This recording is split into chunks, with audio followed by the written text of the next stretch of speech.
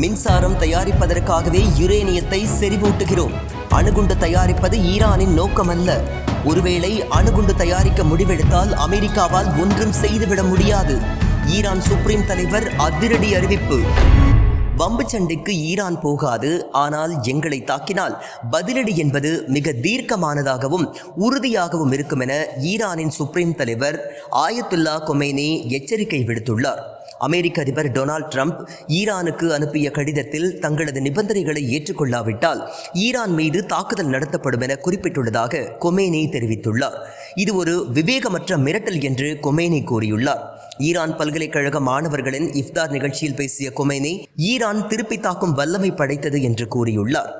இந்த நபருடன் இதற்கு முன்பு பல ஆண்டுகளாக பேச்சுவார்த்தை நடத்தினோம், பிறகு ஒப்பந்தம் போட்டோம், பிறகு அந்த நபரே ஒப்பந்தத்தை கிழித்து வீசிவிட்டார், இப்போது மீண்டும் கடிதம் எழுதியிருக்கின்றார் என ட்ரம்பை கிண்டல் செய்தார் கொமேனி. அமெரிக்காவுடன் இனி பேசுவது தடைகளை நீக்க உதவாது, மாறாக தடை என்ற கயிறு இன்னும் இறுகவே செய்யும். நாம் அணுகுண்டு தயாரிப்பதற்காக யுரேனியத்தை செறிவூட்டவில்லை, மின் தேவைக்காகவே செறிவூட்டுகிறோம். ஒருவேளை நாம் அணுகுண்டு தயாரிக்க எண்ணினால் கூட அதனை அமெரிக்காவால் தடுக்க முடியாது. ஆனால் நாம் தான் அதனை விரும்பவில்லை. ஈரான் முன் எப்போதையும் விட இப்போது வலிமையாக உள்ளது.